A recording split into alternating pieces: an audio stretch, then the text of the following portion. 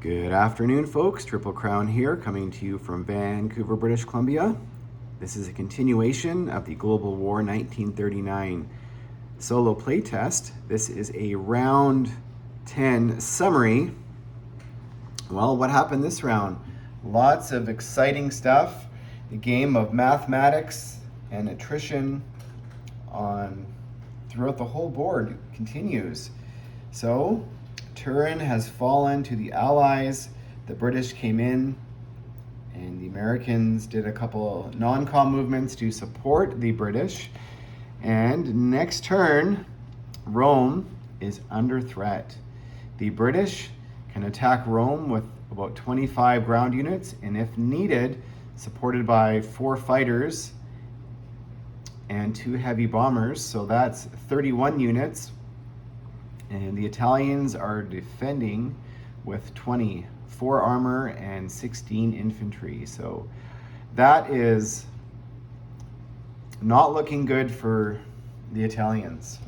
And then what did the Americans do and the British? Well, they did some more mathematics and calculations. They were unsure if they should sit in Marseille, sit in Normandy, Bordeaux, back up to Bordeaux, and just leave a little cannon fodder in Paris. And the math concluded that they had overwhelming numbers. If they recaptured Paris, that's what they currently have sitting there, 56 units defending, and the Germans can only attack with 32 that are in Reims, and they can bring in some more heavy armor and some aircraft from Berlin, but it's not going to be enough. So currently, Paris is safe and Rome is under threat. So the Germans now are going to have to start playing defense of Reims, defense of Western Germany, and currently they're going to have to protect the flank here in Austria and Yugoslavia because currently there's nobody there. The Germans, however, did get some of their economy back with retaking the Baltic states and eastern Poland with force. They built a little bit of a contingency in Romania. They've got another couple of armor there. They retook some of the territories here in Kiev, and they played ping pong in Valkyria, but the Russians now currently control it, and the Russians also went into Turin in northern Finland, so that was not looking good.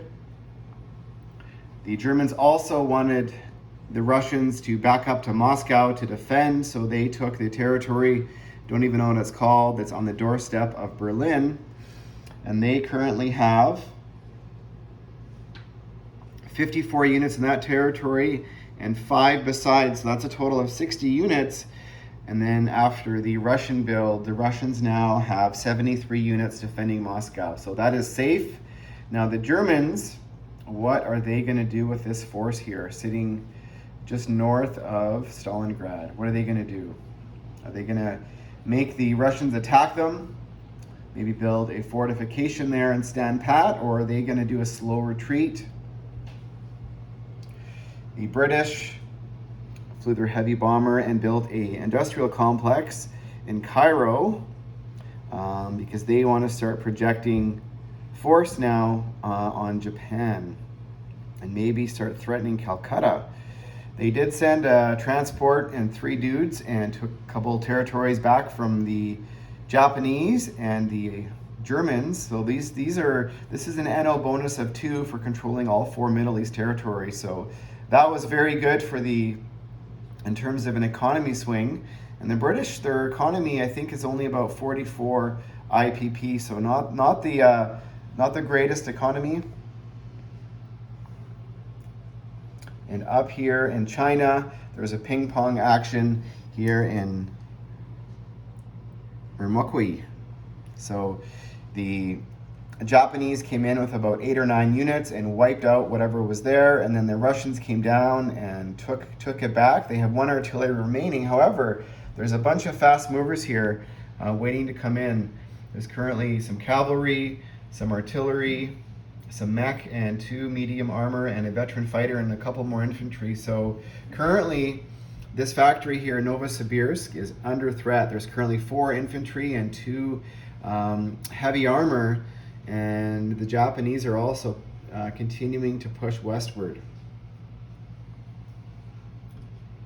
The Japanese decided to take some more of the Money Islands, so they took Java and Sumatra. So their economy right now, we'll get into that in a second, but they're turning into a beast.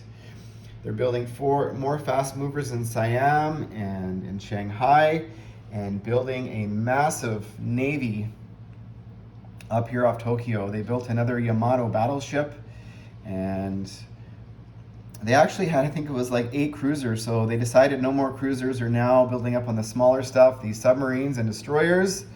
And what happened down here in Sydney? Well, this battle almost went completely sideways for the Japanese. Now, they went in attacking with a lot of 2s. They did have 2 amphibious tanks and 2 medium tanks and a couple fighters, and that was what eventually put them over the edge. But however, they had overwhelming odds by 11 units, and they only had 3 armor and 3 aircraft remaining. So that was potentially deadly for the Japanese. Now, the Australians and the British, they had about 7 tanks there, or 6 tanks and 2 fighters, so they were hitting back pretty hard, and with the fortification, it was the great equalizer, and this battle almost went sideways. So these transports are actually in the sea zone off of Sydney, and this factory is actually gone. Actually, I don't know why I removed there is a lone, there's actually 2 Australians there.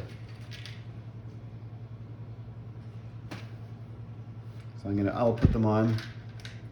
Apologize. When I was clearing off my board, all the dead guys. So New Zealand gets the free infantry, and they built one the turn before. So do the Japanese want to come and take New Zealand for that NO bonus? Currently, the Americans backed up their fleet to Hawaii and brought over some transports. So currently, the Americans are quite worried about the Japanese fleet. They did not lend lease the Russians any IPP this turn. They decided to do their normal build in the Atlantic, which is 7 armor and 7 infantry, and they built a battleship, 3 destroyers, and a subchaser. They're trying to match the Japanese fleet. They currently have about 20 ground units defending Hawaii. So Hawaii is currently safe.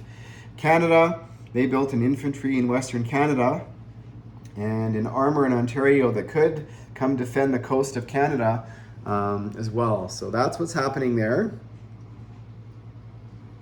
But I think that the Japanese were very smart in having their follow-up navy down here and coming in with overwhelming odds. If they did not have the amount of ground units coming in as cannon fodder, because their infantry were only attacking at 2s and 3s, and with the fortification on round 1, it was 1s and 2s, so they did not do well round 1.